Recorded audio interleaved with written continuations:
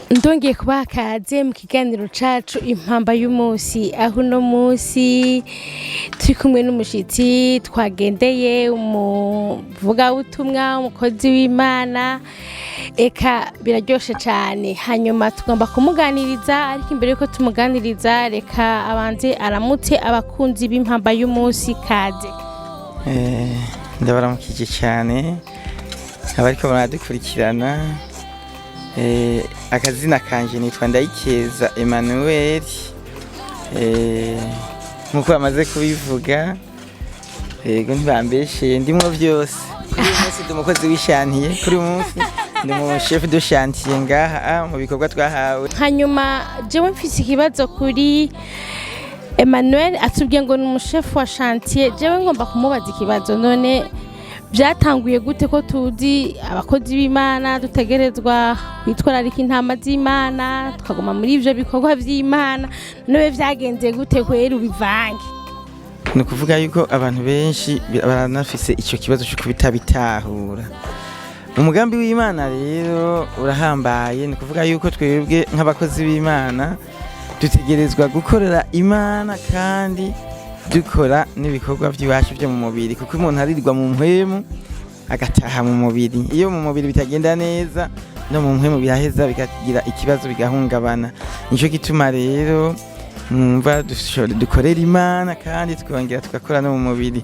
Hanyuma nagomba kuvuga yuko Imana igihe yatanguza projet, yaremye umugore n'umugabo, ibashira mu itongo, ibabwira kuzorikorera no kuriteza imbere.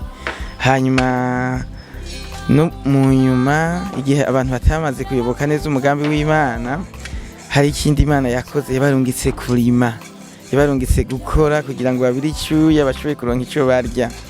Hanyuma rero iyo umuntu avugishwa, iyo umuntu akorera Imana, iyo umuntu yigisha atariye, urumva neza yuko ivyo bintu bitogenda neza. Niho haje hava za ngorane, uca usanga abantu batukisha izina ry'Imana, ntibereka umukozi w'Imana asegerereza, ahubwo ijambo ry'Imana ritubwira yuko umukozi w'Imana ategerezwa kuba icyitegererezo mu bikorwa vyiza. None uko ufasha abandi atacufise wifashije, ugafasha abandi bigakunda. Turakora rero kandi tukongera tugasenga. Aravuze ijambo rifashije umutima wanje, sinzi ko namwe mwaryumvise nkuko nanje ndaryumvise. Avuza ngo ntibibereye ko umukozi w'Imana asegerereza. Nimba uri umuririmbyi, gira umwanya wo gutegura indirimbo, ugire n'umwanya wo kurondera ubuzima. Rero bisigura iki? Muko dusegerereza, dufate umwanya wo kurondera amafaranga, dufate n'umwanya wo gusenga. None ribanga Emmanuel waritahuye ryari? Vyagenze gute kugira nawe wumve rino banga uraricakiye neza? Ico gihe jewe narabona ndi umuntu w'umupapa, ndafise umuryango.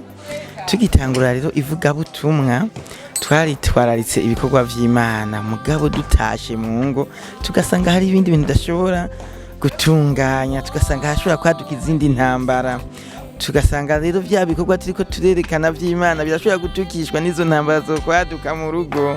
Bisigura ngo nawe ico gihe warakibayemwo co kumva indwi yose wo kwirwa mu masengesho, wogenda mwivuga butumwa imisi yose, mugabo ukibagira yuko uza gutaha mu rugo gutunganya ivy'umuryango. Rero umaze kubona izo ntambara wacu ufata, nashiye mfata ingingo yo gukora, kandi hari ijambo ry'Imana ryanyigishije.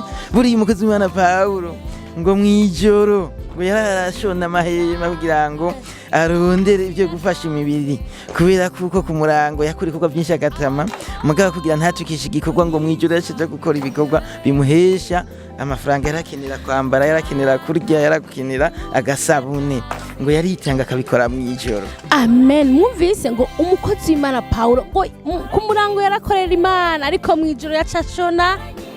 None niko hano yaba ariko barakumviriza. Iki gihe rero ni igihe cyiza cyo gukanguka, ivugabutumwa ryacu tukarishiramwo ubwenge, kugira ngo abantu bamenye neza yuko birirwa mu mpwemu bagataha mu mubiri. Hama rero ivy'Imana bihabwa Imana, ivy'umubiri tubihe umubiri imyanya no kuyigabura neza ijambo ry'Imana ngo uko twitwararika ivy'imibiri kuko ariko twitwararika n'ivy'impwemu ni ukuvuga rero twitwararika ivy'uruhande rumwe ibindi birapfa mugabo manu hari akajambo k'umuvuga jewe n'ubu ntaratahura ngo twirirwa mu mpwemu tugataha kansigurire manu igituma mvuga gutyo ko twirirwa mu mpwemu tugataha mu mubiri nawe uravyumva neza iyo umuntu ari mu mpwemu ntareka gusonza iyo umuntu ariko aravuga ubutumwa ntareka gushaka kurya none worya iki ushaka kugora ishengero ushaka kugora intama z'Imana nivyo kuri ko umuntu ashonje bagiramiwe umuntu ashonje bagiramiwe umuntu ashonje abageramiwe mwavyumvise aha nuko ngira ngo mwebwe bivanye n'ibihe mwaciyemwo mutarabona umuntu yishwe n'inzara umuntu ariko arapfa yobwiriza umuntu ariko arapfa yovuga ubutumwa yokorera Imana mbo ntidushobora kuvuga ngo umuntu ashonje ntiyokorera Imana mugabo nta muntu ari mu nzara akorera Imana by'ukuri rero tugomba tuje mu gice cyacu ca nyuma aho tugomba kumubaza canke tugomba kumusaba agire ico afashije abataratahura iryo banga ry'uko bategerezwa gukoresha amaboko yabo kugira ngo babeho kuko nitwaguma dusenga gusa rero namwe sinzi ico mwotekerera abandi ba papa abandi dusangira urugendo rwo kuja mu ijuru kuko ngaha tuko tuganira na babandi bamaze kumenya iki Imana murakoze cyane aka kanya rero ndagomba gutera kamo abantu bariko baradukurikirana bagize amahirwe yo kumva iki kiganiro turiko turagirana nawe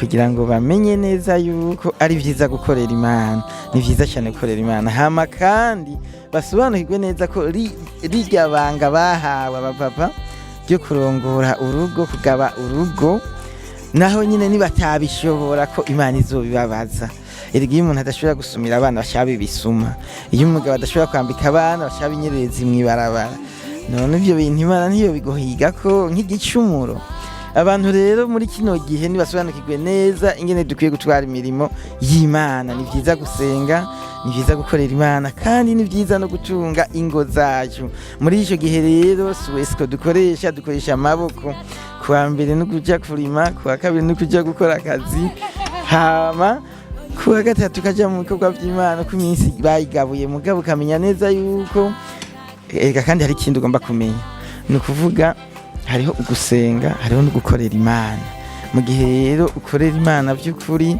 ukaba uvuga uti je ndabona ko igikorwa cyo gukorera Imana nahawe gishobora kuviramwe agasabuni aho urumva iyo muntu birashoboka mu kiganiro gikurikira tuzokubaza ingene wodutandukaniriza gusenga hamwe no gukorera Imana kuko ndumva Imana yarakugiriye neza inyigisho no kuri ni nyinshi ndumva ko hari inyigisho uzofasha muri rino vuga butumwa yo mu mpamba y'umunsi hari ibikorwa byinshi uzodufasha cyane gusenga no gukorera Imana rero hari itandukaniro abafise inyigisho nyinshi turondere kugira mubashe kutwigisha hanyuma numva nogarukiriza ngaha ariko mu kurangiza numva uwo dufasha gusenga usengera bumvise no jambo wabahanuye ariko we wavuze ariko nye n'igikorwa agira icakoze mu mitima yawo uwo nawe ni Kristo kaze mu isengero tutarasenga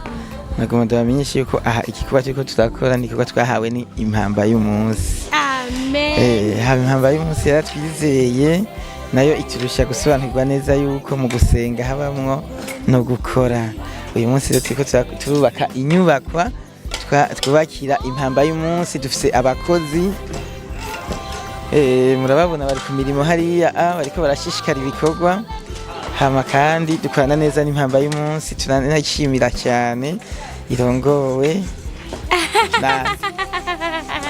n'akamikazi murakoze cyane kare dusenga Imana turagushimiye Mana ugororotse cyane kandi uhambaye twongeye gutangura koze igitondo cyiza kuba turiho tugifise impwemu z'abari n'umubiri n'ubuntu twagiriwe kuko abandi hariho abagwaye hariho n'abapfuye turatanze urakoze rero kuri ibi vyiza badukoreye uyu munsi hanyuma turakweza ibikorwa by'amako yacu turiko turakora kuko cya gihe watubwiye ngo kubira icyo niko kuzoduhera icyo turya turasabye rero ngo uhezagire ibikorwa by'amaboko yacu uduhe umugisha uduhe kuroranirwa uturinde impanuka turinde amasanganya n'imitego y'umwasi satani tushize kugirirwa neza tubiheshejwe n'ikiganza cyawe urakoze ku byiza byose biteguye kudukorera mu izina ry'umwami wacu Yesu Kristo amen.